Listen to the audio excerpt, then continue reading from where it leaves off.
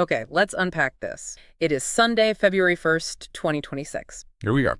And if you're listening to this, there is a very good chance you are currently staring at a screen, maybe on your phone, maybe on desktop. Oh, yeah. And you've got one eye twitching, looking at a portfolio that is, well, it's significantly redder than it was 48 hours ago. Significantly is a mild way to put it. Or, maybe you're one of the lucky ones. Maybe you're standing on the sidelines just watching the absolute carnage with a bucket of popcorn. Which is a much better place to be right now. But either way, the last 72 hours have been, well, memorable is one word for it. Memorable, chaotic, historic. Yeah.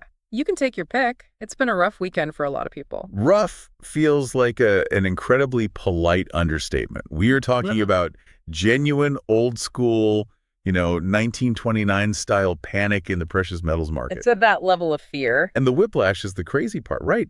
Because literally earlier this week, just a few days ago, the conversation was completely different. Oh, 180 degrees different. It was champagne corks popping. It was victory laps. Gold was unstoppable. Silver was going to the moon. Everyone was a genius. Everyone who held a single coin felt like a financial genius. And then, snap. The floor just fell out. The script didn't just flip. It got thrown into a shredder and, lit on fire. It was an incredibly violent reversal. Yeah. And I use that word violent intentionally because that's what it feels like to the market structure. It breaks things. We are seeing gold having its worst daily drop since 2013. That is over a decade ago. A decade. Think about that. And silver didn't just drop. It fell off a cliff, hit a ledge, and then just kept falling. We are talking about a crash of nearly 30 to 35%. In days. In a matter of days. That's crypto volatility in a millennia-old asset class. It is. It's the kind of move that wipes out accounts. It changes the psychology of a whole generation of investors. How so? Well, when you see something that is supposed to be safe, like gold drop that hard, that fast, it shakes your foundational belief in what money even is. And that is exactly why we are doing this deep dive today. We aren't here to just read the ticker tape. We've got a massive stack of analysis here. All the reports. Market reports from all over, deep analysis from the big financial papers, local market updates from India and Pakistan, which are, frankly, super interesting. They really are. They show the on-the-ground impact. And some really raw commentary from the trading floor. So our mission, really, is to sift through the wreckage. We need to figure out, is this a burst bubble? Is the party over for good? Or is it something else? Or is this just a healthy correction, a fire sale for the brave? That is the multi-trillion-dollar question, isn't it? It really is. Before we get into the heavy math and the why, I want to start with an image that stuck with me from the research. Okay. One of the analysts was explaining this whole situation, and he used this analogy of boiling milk. I saw that. It's a very visceral image. I like it. It makes so much sense, though. You put milk on the stove, you crank up the heat. What happens? It rises. Yeah. It froths up fast. It looks like the volume of the milk has doubled, maybe tripled in seconds. It's reaching the very brim of the pot. It's about to spill over. And here's the kicker. Is that real milk? No, it's foam. It's just air and heat. Exactly. It's the froth. And the analyst's point was that the price action we saw in January, that vertical line on the chart, that was the milk boiling over. It frothed up. But the actual volume, the fundamental substance of the market, it hadn't doubled. It was just heat. And now... Now someone turned the heat down. Right. And the foam is settling. And everyone is looking at the pot, wondering where half their milk went. That is a remarkably accurate metaphor for speculative mania. Yeah. When the leverage washes out, which is, the heat in this analogy, you are left with the real level. And that settling process, that collapse of the foam. That is what we call a crash. Right. But the milk, the underlying asset, it's still there. It's just occupying less space. But watching that foam settle is incredibly painful if you bought the foam. Oh, if you paid for the foam, you are in a lot of trouble right now. If you paid for the milk, you're just waiting for it to cool down. So let's measure the foam. I want to get into the numbers because we need to ground this discussion in reality. Words like crash get thrown around so loosely, but this is objective devastation for the pulse. It is. Let's start with gold. Look at the global spot price. We saw it hit a high of over $5,500 an ounce. $5,500, that was the peak frenzy. That was the milk at the brim. Totally. And in this sell-off, it dropped to around, $46.88 an ounce? Just doing the quick napkin math on that. That is an $800 swing per ounce. In a very, very short window. We saw daily movements, single trading session, where the price was dropping by roughly $201 to $255. Now put that in perspective. For an asset that is supposed to be a store of value, a stable rock, moving $250 in a day is incredible volatility. That's not a rock, that's a bouncy ball. It's definitely a bouncy. And it's not just numbers on a screen in New York or London, right? This impacts real people. We have reports from local markets, and I was looking at the data from Pakistan as a case study for these local currency impacts. It's a great example. In a single day, the price per tola, which is a standard unit of weight there, about 11.66 grams, it dropped by about 25,500 rupees. Which is just a massive amount for a local economy. Think about the jeweler. We always think about the investor on Wall Street, right? But imagine a local jeweler in Karachi or Mumbai. Right, small business owner. You bought inventory on Thursday morning because customers were lining up, they were panicking to buy. By Friday night, that same inventory sitting in your display case is worth 25,000 rupees less per unit. You are underwater before you've sold a single necklace. It must create a total liquidity freeze. It does. The jeweler doesn't want to sell at a loss, so they might pull stock off the shelves. The customers, they see the price drop and they demand the new low price. Or worse. They try to return what they bought yesterday. Exactly. It just grinds physical commerce to a complete halt. But if gold had a bad week, then silver had, I don't know, a near-death experience. Silver is always the dramatic. Silver is the unhinged younger sibling of the precious metals family. It always is. So while gold slipped, silver absolutely collapsed. We were looking at a peak of around $121 per ounce. 121. I remember seeing that headline and just thinking, okay, this is getting crazy. It felt like the top of the froth, for sure. And it crashed down to around $79. Wow. That's a 35% haircut. In days. Just a few days. And this is where we need to talk about market mechanics. Yeah. Because simply saying it dropped doesn't capture the sheer panic. The selling pressure was so aggressive that we saw limit halts being triggered. Okay, I want to pause on this. Limit halt. We hear this term on the news, but walk me through what actually happens. I'm a trader. I'm sitting at my computer. I'm trying to sell my silver ETF. The price is tanking. What happens when a limit halt triggers? So stock exchanges and the ETF providers, they have safety mechanisms. They're like circuit breakers in your house. Okay. If the electricity flows too fast, or in this case, if the price drops too fast, the system automatically cuts the power to prevent the house from burning down. So the screen literally just stops moving. It does, but it's scarier than that. Before the halt, you see the bids disappearing. What do you mean?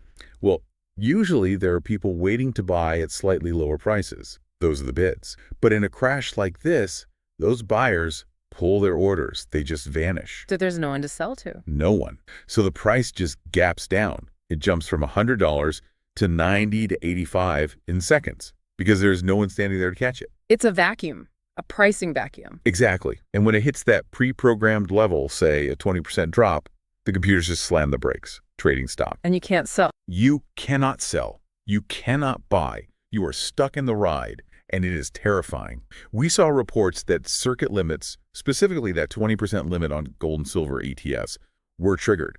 The computers basically said, this is irrational. Everyone take a timeout. That is a horrifying feeling for an investor. You're watching your net worth evaporate, you want to get out, and the door is locked. That's when the real panic sets in. Because when the market reopens, often the selling is even worse. Why? Because everyone who is trapped rushes for the exit at the exact same time. So the vibe is bad. The vibe is apocalyptic. It really is. It's just fascinating how quickly the psychology shifted. Our sources really highlight this retail frenzy.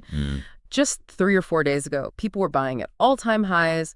We have reports of people paying these huge premiums, extra money on top of the market price, just to get their hands on physical silver because they thought it was going to 200. It was pure FOMO. Just textbook fear of missing out. And now that FOMO has turned into despair. Total despair. Yeah. There is a quote from Warren Buffett that one of the analysts in our sources cited.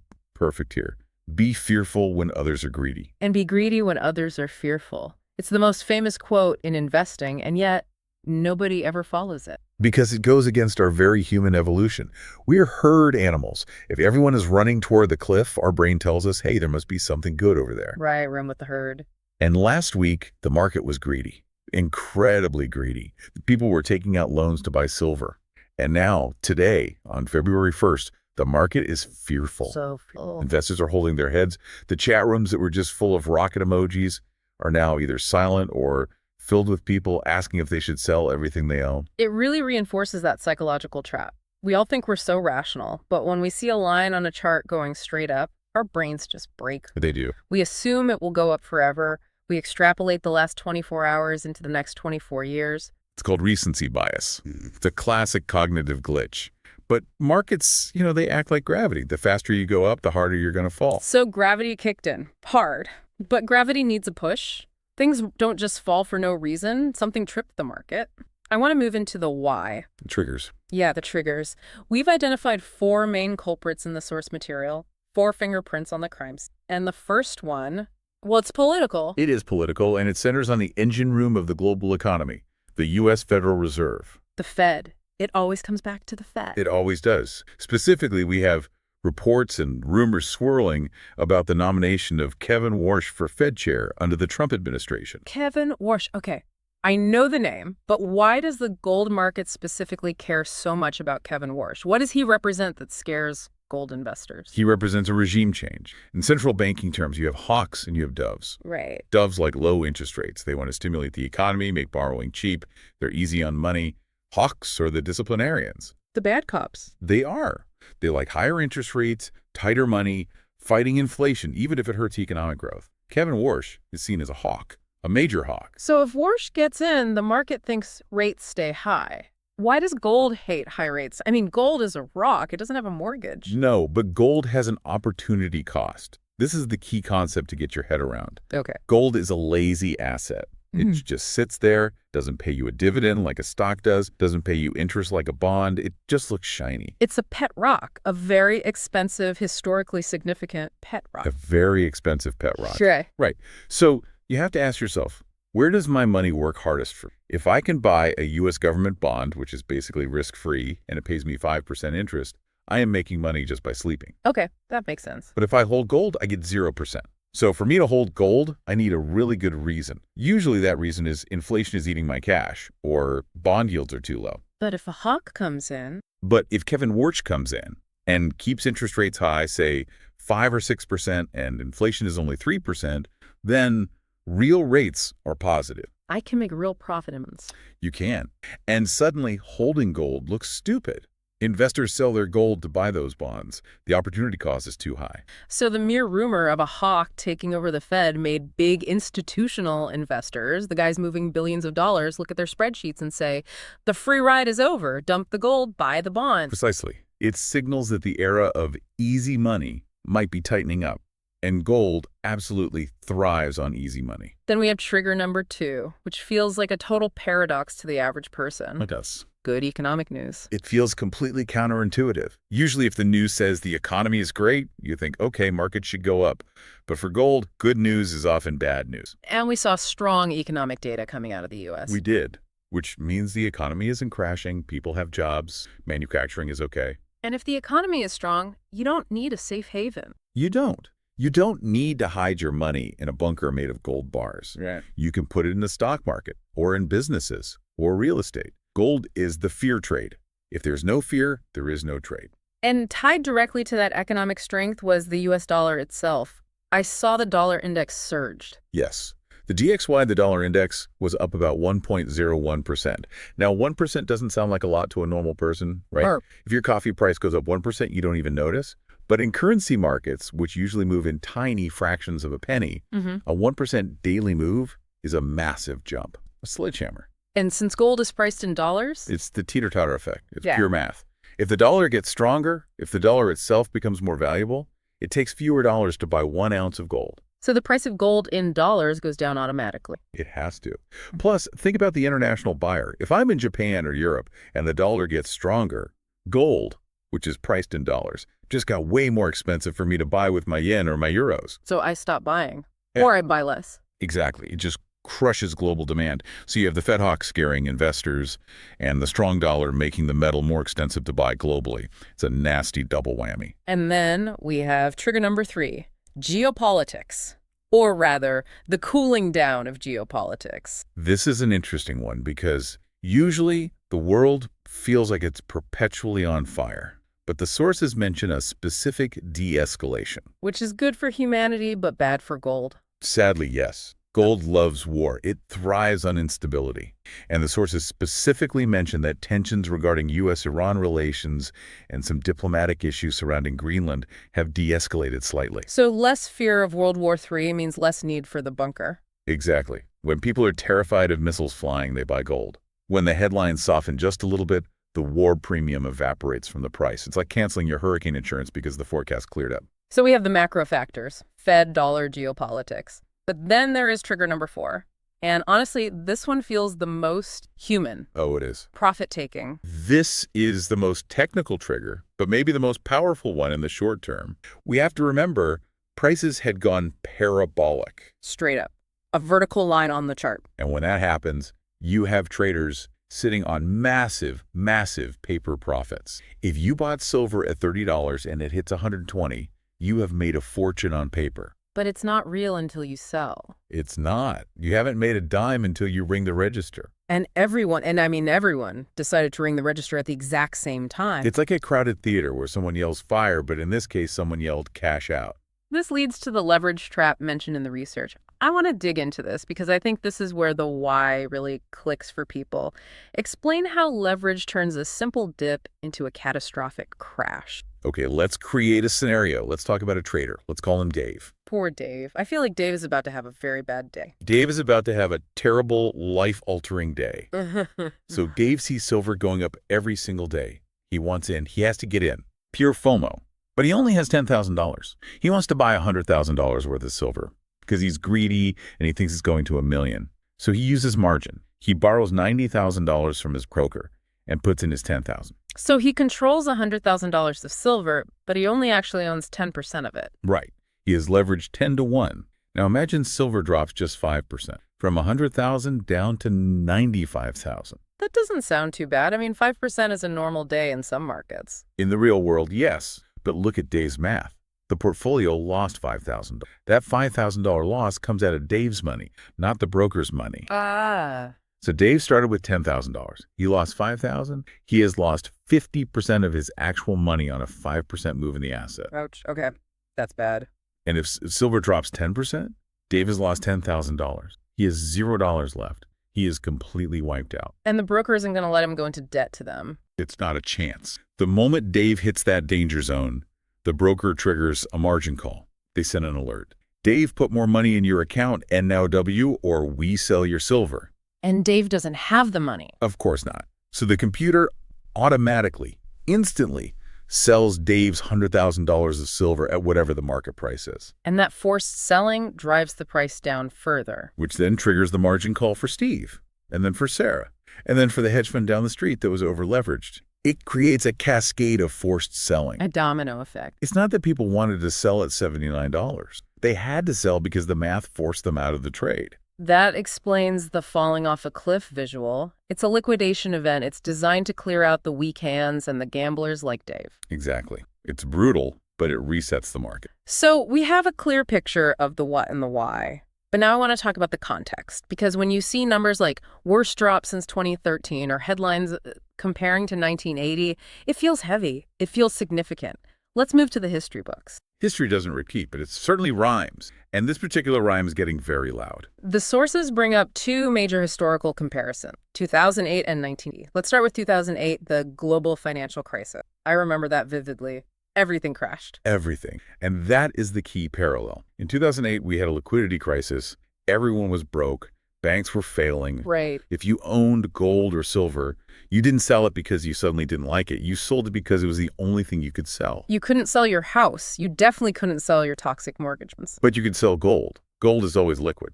So it was the ATM of last resort. And because of that, silver crashed about 60% in 2008. 60%. Okay, that makes the current 35% drop look, Yeah. well, it's still awful, but not that bad. Right. But here is the nugget of hope from the 2008 data.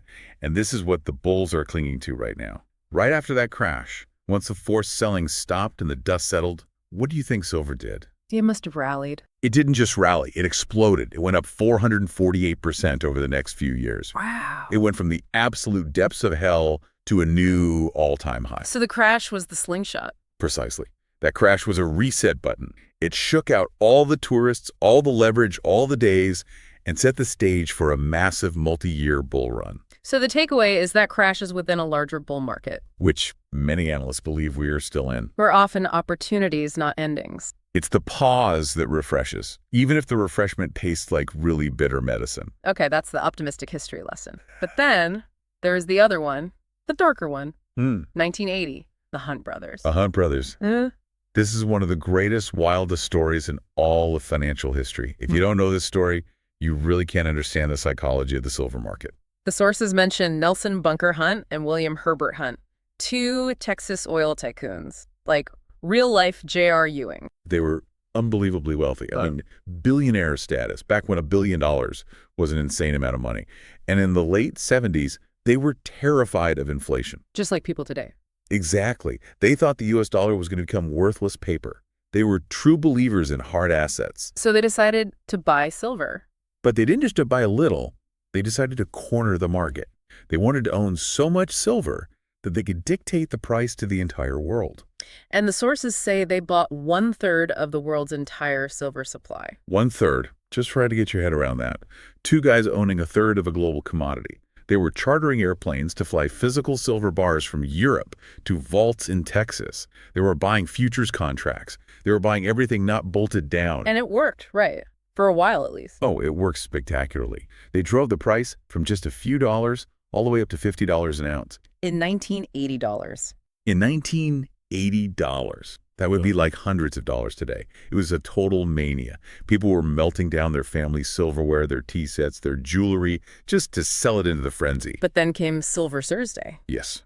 The empire struck back. The regulators and the exchanges, the people who run the market, they realized that if the hunts kept going, they would break the entire financial system. Oh, so? Banks were on the hook for this. So the exchange, the COMEX, they changed the rules right in the middle of the game. What did they do? They instituted liquidation-only trading. They basically said, you can sell silver, but you can't buy any more. And they massively raised the margin requirements. They told the hunts, you need to put up millions of dollars in cash right now, today. They basically rigged the game against them. Depending on your perspective, yes. Or you could say they saved the market from a monopoly. But the result was catastrophic for the hunts. Since no one could buy, the price just collapsed. It fell 50% in a single day. It eventually fell 90% from the peak. The hunts went bankrupt. They lost billions. It took decades to unwind the lawsuits. It's a cautionary tale about leverage and, fighting the Fed or fighting the establishment. Absolutely. But why are we talking about them now? Are there new Hunt brothers today? Is that what just happened? That is the fear. That's the ghost in the room. When people see silver go vertical like it did last week, they think, is this another manipulation scheme? Is it going to end in a 90% crash? But the experts in our source material say today is different. How so? It's crucially different. In 1980, it was two cowboys in Texas. It was a purely speculative attack. Today, the big buyers driving the market aren't two guys. Who are they? It's sovereign nations. It's the Central Bank of China. It's the Reserve Bank of India. It's Russia. And you can't exactly margin call the People's Bank of China. You can't. Yeah. Exactly. China isn't buying on credit. They are trading their U.S. treasuries for physical gold. And on top of that, you have massive industrial demand, solar panels, electronics, EVs, that simply didn't exist in 1980. So the floor under the market today is built on concrete industrial need and sovereign reserves, whereas in 1980 it was built on the credit card of two speculators. That's a great way to put it. And it suggests we likely won't see a 90% collapse. The fundamental structure is just so much stronger. That is a very comforting distinction. It's structural, not just speculative. And speaking of structural, that leads us perfectly into the next area. Because I have a really simple question, and I'm sure every listener. Go for it. If gold is selling for $4,600 or $5,000 an ounce, why don't the miners just dig up more? The classic supply response. In Economics 101, if the price of tomatoes goes up, farmers plant more tomatoes. Next season, the price comes down. Right. It's a self-correcting system. But gold isn't tomatoes. You are dealing with a concept called inelasticity. Break that down for me. It means supply cannot stretch or expand quickly to meet demand. The sources highlight this concept of peak gold. Peak gold. It sounds like a movie title. It could be. But it's a geological reality. Global gold production has essentially plateaued since 2018. It's been stuck at around 3,600 tons per year. And it's not going up? It's not. We aren't finding new giant gold deposits anymore. The low-hanging fruit, the big nuggets just sitting in the river, that's all gone. So even with the price doubling or tripling in recent years, they can't just turn a tap. No.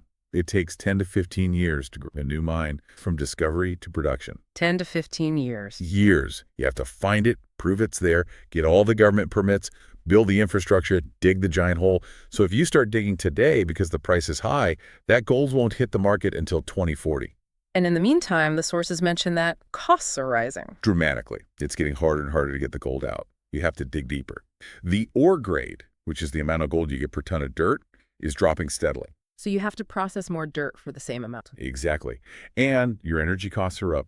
Labor is expensive. So even if the price is high, the profit margin for the miners isn't exploding as much as you'd think. They are fighting geology and physics every single day. So supply is capped. It's a finite resource. What about silver? You mentioned it's half money, half industry. Silver is fascinating because it has this dual personality. Gold is mostly for investing or jewelry. It sits in a vault or on someone's neck. It isn't consumed. The gold ring your grandmother wore is still here. It's still gold. But silver? We burn it. Not literally, but we use it up. Silver is the most conductive metal on Earth. It goes into solar panels. It goes into electric vehicles. It goes into all high-end electronics. And we don't get it back. A lot of that silver is never recycled because it's used in such tiny amounts in millions of computer chips that it's just too expensive to recover. It ends up in landfills. It's consumed. It's gone forever. And with the green energy transition, We are building a giant global silver-eating machine. Solar panels require massive amounts of silver. As the world tries to move to net zero, the industrial demand for silver is structural and it's growing every year. and that makes silver incredibly volatile. It does. Why, though? Why more volatile? Because it gets pulled in two directions at once. When the economy slows down, industrial demand drops. Factories don't need silver, so the price can crash. Okay. But when people are scared of inflation and government debt, they buy silver as money. Right now, it's getting hit by the industrial slowdown fear while also being bought for the monetary fear. That is why it jumps higher and crashes harder than gold. It's the sports car of precious metals. Fast, exciting, but very dangerous in a turn. And gold is the station wagon. It will get you there, it's safe, but it won't give you a heart attack on the way. Okay, so we've done the heavy lifting. We understand the crash, the triggers whoosh, the dollar, profit taking the history, with the hunts versus today, and the supply constraints. Now, let's get practical. The what do I do now part. Exactly. I want to talk strategy. What should the listener actually do? The million-dollar question. Or perhaps the how to save your $1 million question. Disclaimer time. We are not financial advisors. This is not financial advice. Not at all. We are just analyzing the sources, but the sources are pretty clear on what not to do right now. Rule number 1, do not try to catch a falling knife. That is a very visceral image. It's an old trading axiom for a reason. When a price is plummeting vertically, like silver is right now, don't try to be a hero and buy the exact bottom. You will get cut. So trying to time it perfectly is a fool's game. It is. The expert advice in our research is explicitly advising against buying immediately today on February 1st.